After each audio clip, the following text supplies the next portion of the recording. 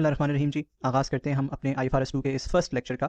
इस first lecture के अंदर हम देख रहे होंगे कि शेयर बेस्ड पेमेंट, IFRS 2 चूँकि शेयर बेस्ड पेमेंट के हवाले से है, तो हम देखेंगे कि शेयर बेस्ड पेमेंट कहते किसको हैं, what is a share based payment. सबसे पहली बात तो ये देखेंगे इंशाल्लाह। फिर देखेंगे कि equity settled share based payment, share based payment की भी दो टाइप्स होती हैं, equity settled and cash settled. हम देखेंगे equity settled share based payment क्या है और उसकी टाइप्स क्या है। फिर हम देखेंगे सर्विस कंडीशन और परफॉर्मेंस कंडीशन का ट्रीटमेंट क्या होता है।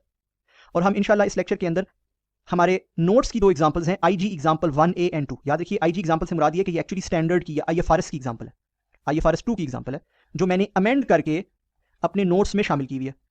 ठीक है ना जी। तो IG एग्जांपल 1A एंड 2 हम इंशाल्लाह इस क्लास में सॉल्व कर रहे होंगे, जो हमारे नोट्स में पेज 57 पे शामिल है। तो पेज 57 ऑफ द नोट्स आपके सामने होना चाहिए जी। ठीक है जी, आगाज करते हैं जी। ये वो तमाम टॉपिक्स हैं जो हमने IFRS 2 के तहत पढ़ने हैं। सबसे पहली चीज़ जो हमने देख रहे हैं, हम वो ये देख रहे हैं कि शेयर बेस्ड पेमेंट्स क्या होती हैं। उसमें हमने सिंपल सी मिसाल ली है कि एक एक्स कंपनी है जो वाई कंपनी से कार परचेज करती है, बट कार के अगेंस्ट पैसे नहीं देती, उसको अपने शेयर्स या शेयर ऑप्शन इशू कर देती है। तो एंट्री होगी debit PP credit equity. Is that correct? Is that understood? कुछ बोल रहे हैं?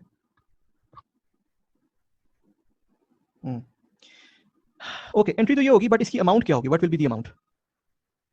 किस वैल्यू पे इसको रिकॉर्ड किया जाएगा? ठीक, स्टैंडर्ड कहता है at fair value of car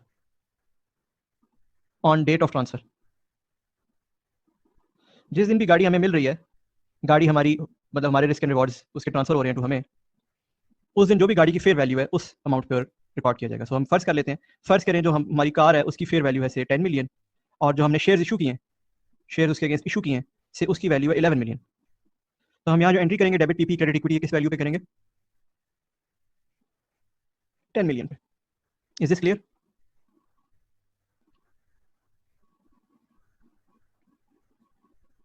या नहीं?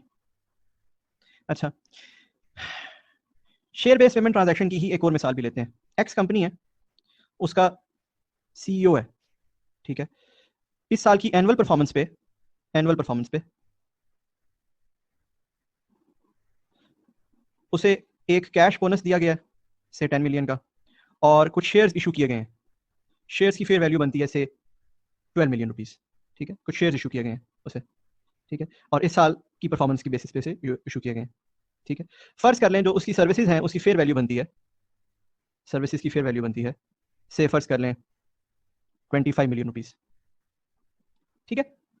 अब अगेन हमने एंट्री करनी है, हमने CEO को जो बोनस दिया है या परफॉर्मेंस के ऊपर जो बोनस दिया है या पैसे दिए हैं उसको रिकॉर्ड करना है। कैसे रिकॉर्ड करेंगे जी? एक्सपेंस डेबिट करेंगे, है ना, बैंक क्रेडिट करेंगे, और इक्विटी क्रेडिट करेंगे जो शेयर्स उसको दिए उस वजह से। क्या ख्याल है, बोले? वैल्यू बताएं जी, किस वैल्यू पे बैंक क्रेडिट करें, किस वैल्यू पे इक्विटी क्रेडिट करें, किस वैल्यू पे एक्सपेंस डेबिट करें। यहाँ स्टैंडर्ड कहता है आप एक्सपेंस डेबिट करें 22 से, बैंक क्रेडिट करें 10 से, और इक्विटी क्रेडिट करें 12 से।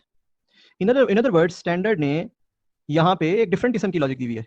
ऊपर हमने दिखा था फेयर वैल्यू ऑफ कार के ऊपर बुक हो रहा था, यहाँ पे फेयर वैल्यू ऑफ कार के बजाय फेयर वैल्यू ऑफ शेयर्स पे रिकॉर्ड हुई है ट्रांजेक्शन। कुछ ये समझ आइए, फर्क है ना, उल्टा है ना, बिल्कुल कॉन्ट्राडिक्टिंग है आपस में। अच्छा, तो फिर इसकी अंडरलाइंग लॉजिक क्या है? What is the decision matrix? देखिएगा जी प्लीज। सबसे पहले शेयर बेस्ड पेमेंट्स दो इकसाम की होती हैं, एक को कहते हैं इक्विटी सेटल्ड, एक को कहते हैं कैश सेटल्ड। जो मैंने आपको एग्जांपल पढ़ाई है उस शेयर बेस्ड पेमेंट को कहते हैं इक्विटी सेटल्ड।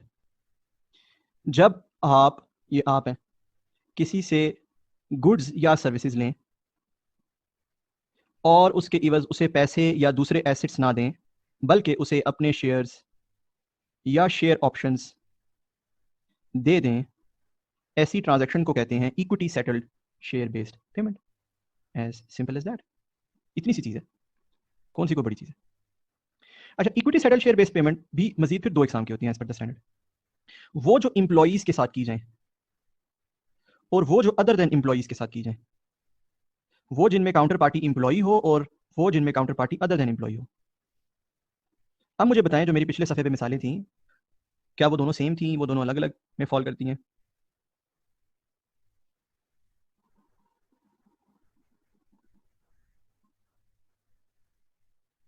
वो दोनों डिफरेंट है, वो दोनों डिफरेंट है।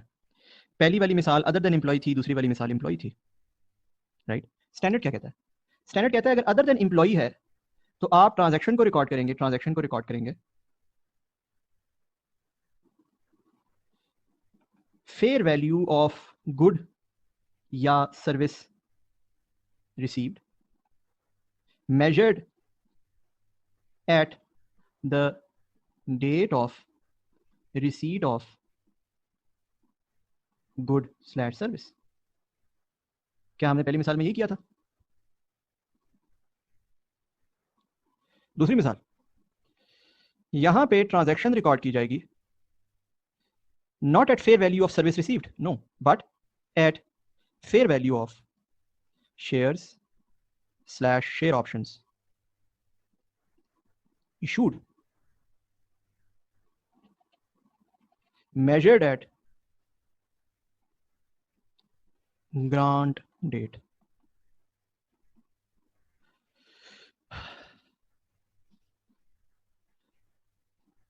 यहां पे तीन बातें गौर करने वाली हैं।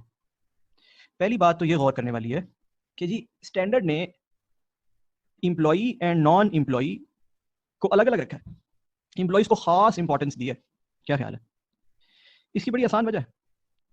पहली वजह तो समझ लें कि ये ट्रांजैक्शंस अबंडेंटली इंप्लॉइज के साथ होती हैं, ठीक है, पूरी दुनिया में share based payments, share option schemes, इस टाइप की चीजें अबंडेंटली इंप्लॉइज के साथ होती हैं, पहली चीज। दूसरा, इंप्लॉई की fair value of service measure करना आसान नहीं है,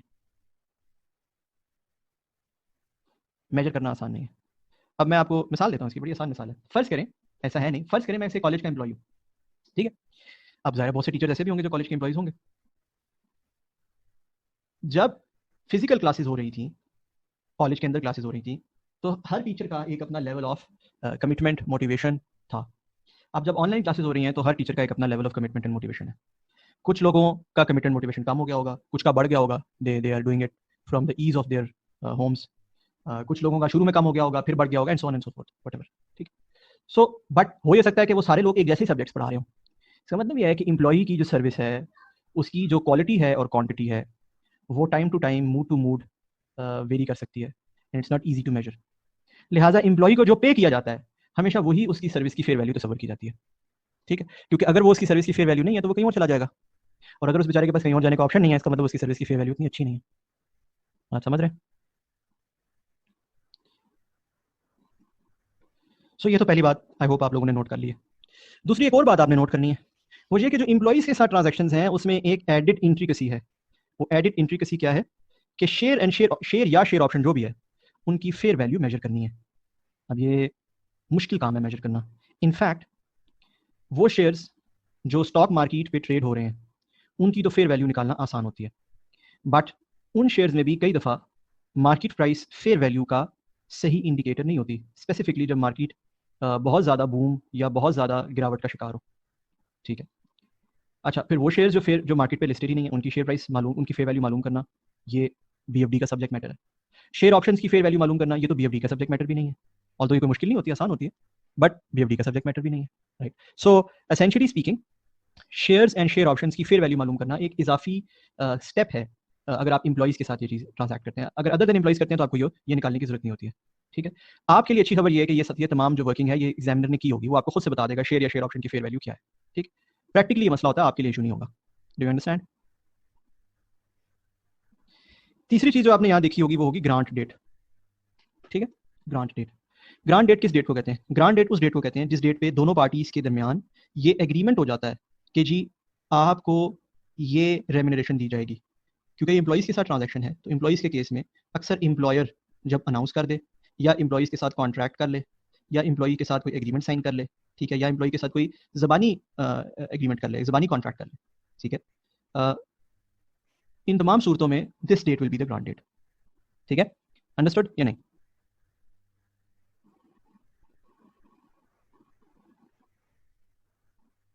सो now can you tell me and can you identify कि किस शेयर बेस्ड पेमेंट ट्रांजैक्शन को किस वैल्यू पे रिकॉर्ड करना है? एंड अगेन ये सिर्फ इक्विटी सेटल की बात हो रही है, अभी हम कैश सेटल की गहराई में नहीं गए, कैश सेटल को तो अभी हमने पढ़ा भी नहीं।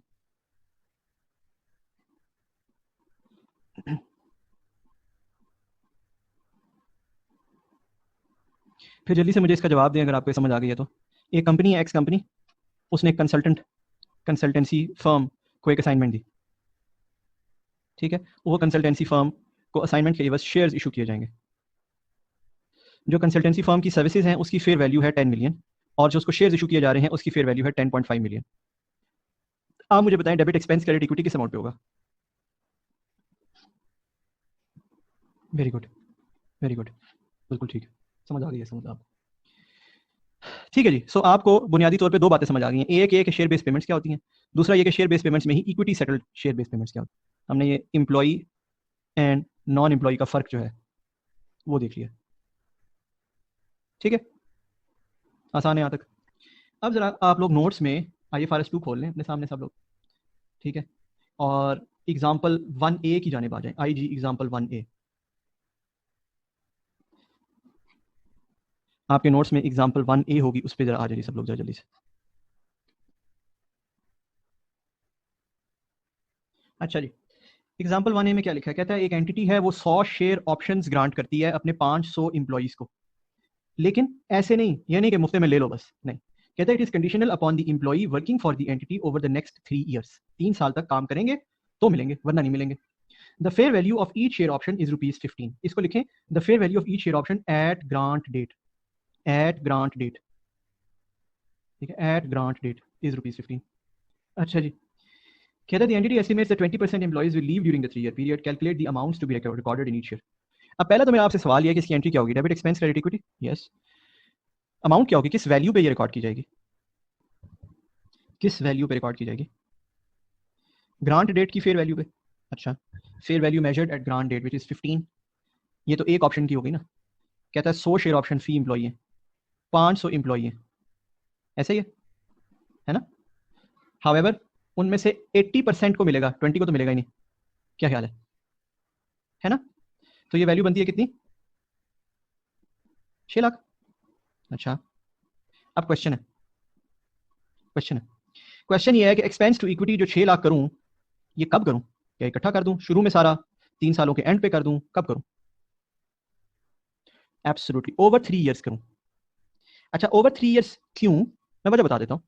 इसके अंदर एक वेस्टिंग कंडीशन है। वेस्टिंग कंडीशन की उर्दू अगर करें तो उससे मुराद है कि ये शेयर्स आपको मिलेंगे या शेयर ऑप्शंस आपको मिलेंगे, इसकी शर्त है। शर्त है, शर्त क्या है? बोलें क्या शर्त है? वैसे क्या आपको नजर क्या आ रही है? आपके ख्याल में क्या शर्त है? 3 साल सर्विस में रहें, ऑर्गेनाइजेशन को छोड़ के ना जाएं। बात समझ रहे हैं? इस कंडीशन को कहते हैं service condition. This is a vesting condition. और कौन सी vesting condition? Vesting condition 3 exam की होती हैं, इसको कहते हैं सर्विस कंडीशन। अब चूंकि सर्विस कंडीशन का पीरियड 3 इयर्स है, तो ये जो एक्सपेंस है ये ओवर 3 इयर्स रिकॉर्ड होगा। अच्छा, कैसे रिकॉर्ड होगा? हर साल देखा जाएगा और एक एस्टीमेट बनाया जाएगा। देखिएगा जरा, ईयर 1 2 3, टू डेट कितना एक्सपेंस बनता है? To date expense already recorded,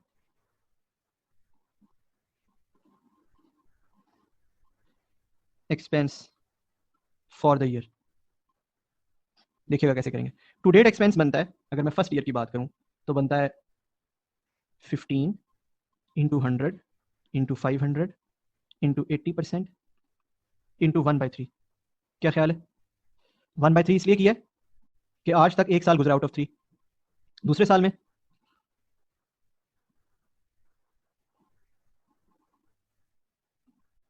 2/3, तीसरे साल में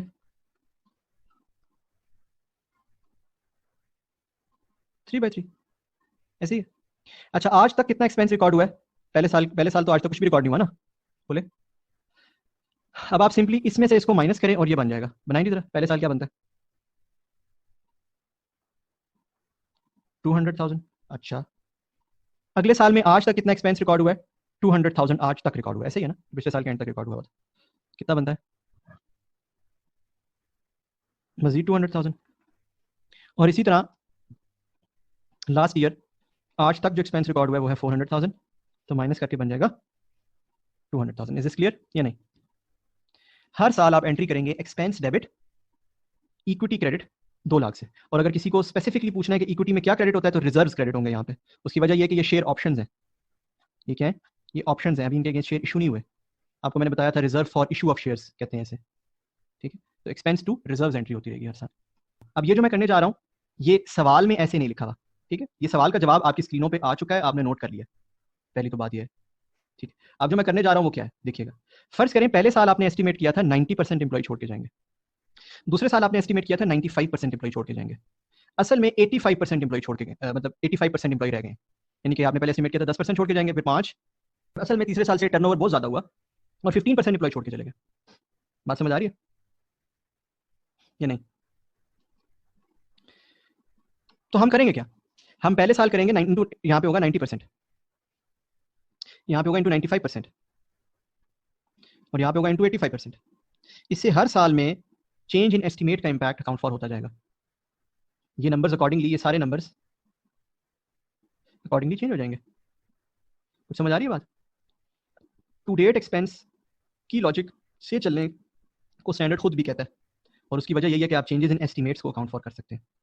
I hope it is clear.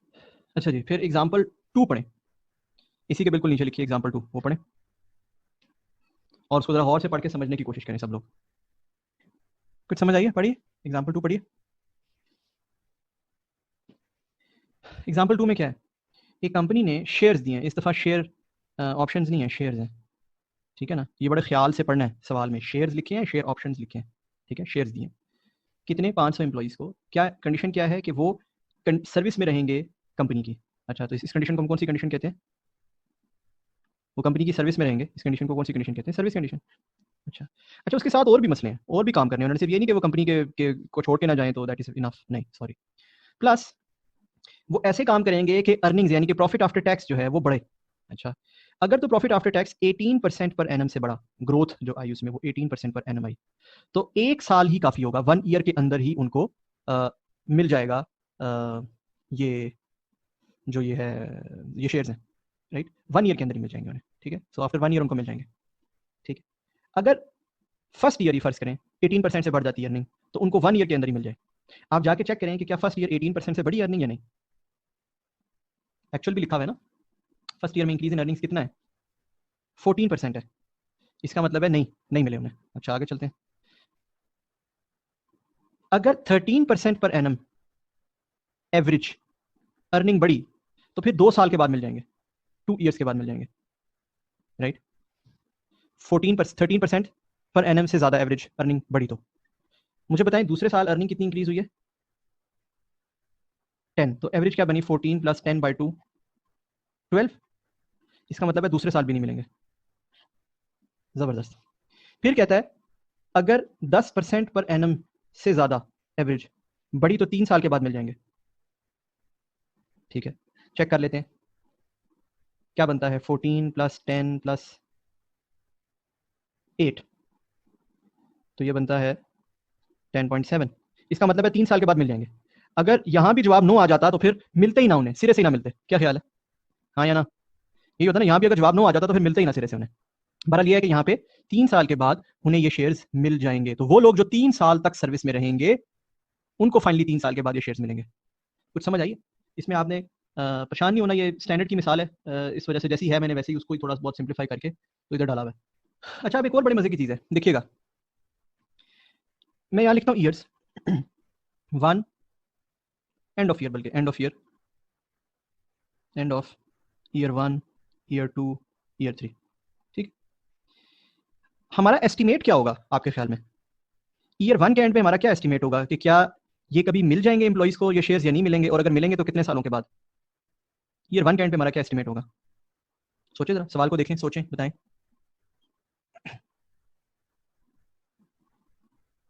चले पहले ये बता दें कि क्या मिल जाएंगे, यस मेरा ख्याल है डेफिनेटली, क्योंकि 14% इंक्रीज हुई अर्निंग, तो हमारा ख्याल ये होगा कि यार जरूर मिल जाएंगे। कब मिल जाएंगे, ईयर 2 के एंड तक मिल जाएंगे, ठीक है ना, अनलेस कि हम ये अज्यूम करें कि जी आगे प्रॉफिट गिर जाएगा, आगे प्रॉफिट की ग्रोथ रेट कम हो जाएगी, ठीक है, हम 14% इस साल ग्रोथ आई, अगर हम अगले साल भी यही ग्रोथ रेट अज्यूम कर लें तो फिर ईयर 2 का एंड बनता है, ऐसे ही है। और स्टैंडर्ड ने भी यही असम्पशन ली हुई है, IFRS 2 ने खुद इसका जवाब देते हुए सेम असम्पशन, यही असम्पशन ली हुई है, ठीक है। अच्छा अगले साल देखते हैं, क्या मिल जाएंगे, यस मिल जाएंगे, लेकिन कब मिलेंगे, ईयर 3 के एंड पे मिलेंगे, यही असम्पशन होनी चाहिए हमारी, बिकॉज यहाँ पे 12% रेट है, और 12% रेट हो तो ईयर 3 के एंड पे मिलता है, और ईयर 3 के एंड पे तो एस्टिमेट की जरूरत ही नहीं है, बिकॉज वो तो अब नॉट एप्लीकेबल कर लिखना चाहिए यहाँ पे, क्योंकि वो तो अब मिल गए हैं, वाकई मिल गए। क्या ख्याल है? ऐसा ही है? अच्छा, अब बात करते हैं कि कितने एम्प्लॉयज़ को ये मिलेगा। क्या ख्याल है? Count of employees, what is the count of employees जिनको ये मिलेगा। अच्छा, ईयर 1 के एंड पे एस्टिमेट ये था कि ईयर 2 के एंड तक मिल जाएगा। कितने एम्प्लॉयज़ को मिलेगा? 500 माइनस 30 ऑलरेडी छोड़ गए थे, माइनस 30 मजीद छोड़ जाएंगे, ये एक्सपेक्टेशन थी 440 को। अगले साल 500 माइनस 30 पिछले साल छोड़ गए थे, माइनस 28 इस साल छोड़ गए, माइनस 25 और छोड़ जाएंगे, तो 413 बनता है, 17। और फाइनली 500 माइनस 30 पहले छोड़ गए, 28 फिर छोड़ गए, और आखिर में कितने छोड़ के गए आखिरी साल? 23। तो ये कितनों को मिला? 419 को। Is this clear?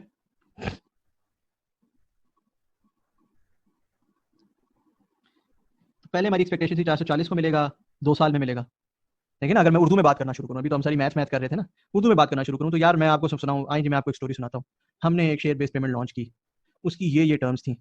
ईयर 1 के एंड पे हमारा ख्याल था कि 440 एम्प्लॉइज ये विन कर जाएंगे और ईयर 2 के एंड पे विन कर जाएंगे। ईयर 2 के एंड पे हमारा ख्याल बदल गया। अब हमारा ख्याल था कि 417 विन कर जाएंगे और ईयर 3 के एंड पे विन कर जाएंगे। हाउएवर एक्चुअल में ये हुआ कि 419 ने विन किया, लेकिन ईयर 3 के एंड पे ही विन किया। ठीक है, कुछ समझ आइए उर्दू इसकी या नहीं? मिसाल समझ आइए स्टैंडर्ड की, काफ़ी मुश्किल मिसाल है। मतलब मिसाल पढ़नी मुश्किल है, उसका जवाब देना मुश्किल नहीं है। जवाब बड़ा आसान है, जवाब मैं 1 मिनट में दे दूंगा। हाँ जी, मैं जवाब देता हूँ इसका, वही जैसे पहले बनाया था।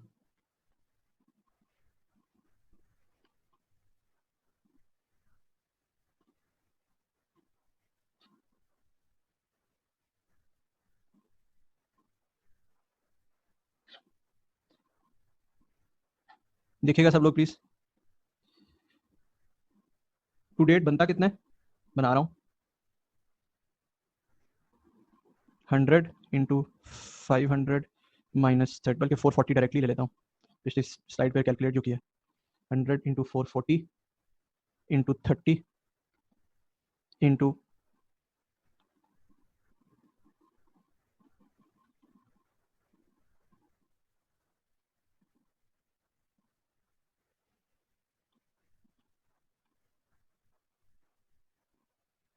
पहले तो मुझे ये बताएं कि ये समझ आइए, ये जो टू डेट मैंने लिखा है।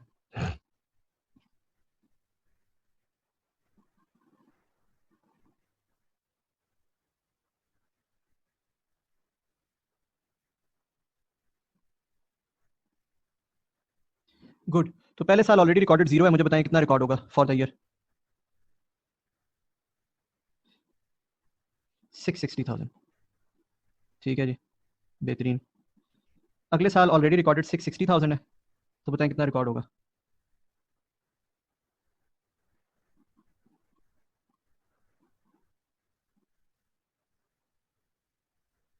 174। ये वैसे ही कर रहे हैं ना, this minus this is equal to this करके, आई होप।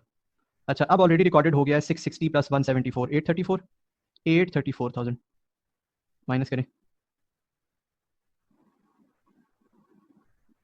423,000। बेहतरीन। ठीक है जी। अच्छा, हर साल इसकी एंट्री क्या हो रही होगी? ये जो अमाउंट्स है सारी, ये जो फॉर द ईयर है, इसकी हर साल एंट्री क्या करते होंगे? हम एंट्री करते होंगे एक्सपेंस डेबिट, सैलरी एक्सपेंस, ठीक है ना, एम्प्लॉय बेनिफिट एक्सपेंस है ये। एंड चूंकि शेयर्स हैं, जो शेयर्स इशू करने हैं ना हमने से, ऐसी है ना, सो हम साथ साथ रिजर्व्स क्रेडिट कर लेंगे। ठीक है, शेयर्स इशू करने हैं ना, तो रिजर्व्स क्रेडिट कर लेंगे। फाइनली जब शेयर्स कभी जाके इशू होंगे, which is end of year 3, तो फिर हम रिजर्व्स डेबिट कर लेंगे, शेयर कैपिटल क्रेडिट कर लेंगे, शेयर प्रीमियम क्रेडिट कर लेंगे। क्या ख्याल है? शेयर प्रीमियम क्रेडिट कर लेंगे साथ। बात क्लियर है? जाहिर है, अगर शेयर कैपिटल पार वैल्यू पे होगा, पार वैल्यू पे, और शेयर प्रीमियम जो भी अबव पार है, वो यहाँ रिकॉर्ड होता है, आपको पता ही है। Why do we take grant date की वैल्यू? एक जवाब है जी कि IFRS 2 में लिखा हुआ है, ठीक है ना। दूसरा जवाब ये है कि IFRS 2 में ऐसा क्यों लिखा हुआ है, ये एक इंपॉर्टेंट पॉइंट। बुनियादी तौर पे जिस दिन किसी के दरमियान भी एग्री होता है उजरत तय करना, उसी दिन सेलर और बायर निगोशिएशंस करके रेम्यूनरेशन की फेयर वैल्यू डिटरमिन कर लेते हैं। इसकी आसान मिसाल देता हूँ। आपने अपने घर में कुछ कंस्ट्रक्शन करानी है, उसके लिए आप से 2 मिस्त्री, 2 मजदूरों की एक टीम है, उनके साथ एक डील करते हैं। और आज के दिन आपकी उजरत तय होती है कि यार ये नेक्स्ट 3 मंथ्स के दौरान तुम लोगों ने ये कंस्ट्रक्शन करनी है, इसके पैसे हैं से 2 मिलियन रुपीस, ठीक है। तो उस कंस्ट्रक्शन सर्विस की जो फेयर वैल्यू है 2 मिलियन रुपीस, ये किस डेट पे डिटरमिन हुई है? ग्रांट डेट पे। अब अगर मजदूर समझदार हैं और उनको ये लगता है कि अगले 3 महीनों में कोई महंगाई होने जा रही है, कोई डिफरेंस आने जा रहा है in overall macro economic condition, तो वो उसी दिन अपनी जो वैल्यू है उसको बढ़ा देंगे, उसकी अपनी जो रेम्यूनरेशन है उसको बढ़ा देंगे, आपके साथ नहीं एग्री करेंगे, ठीक है। So best date to identify the fair value of the service is the grant date, the date at which the two parties make an agreement, ठीक, गुड। अज्यूम कीजिए कि ईयर 3 का actual increase in earnings is say 4%. So year 3 actual increase in earnings is say 4%, and this was not anticipated at end of year 1/2. देखिएगा जी, अब क्या होगा? अब ये होगा कि आप यहां पे रिकॉर्ड कर बैठे हैं 1/2, 660 रिकॉर्ड कर बैठे, 174 रिकॉर्ड कर बैठे, क्या ख्याल है? अब टू डेट का नंबर क्या होगा? टू डेट का नंबर क्या होगा ईयर 3 के एंड पे? 0। अब आप टू डेट में से 834 माइनस करेंगे तो ये क्या होगा? नेगेटिव 834, यानी कि एंट्री होगी एक्सपेंस टू रिजर्व के बजाय अब एंट्री होगी रिजर्व टू एक्सपेंस, रिवर्स, या रिजर्व टू इनकम कह लो, चलो पीएनएल में रिवर्स, दैट्स इट।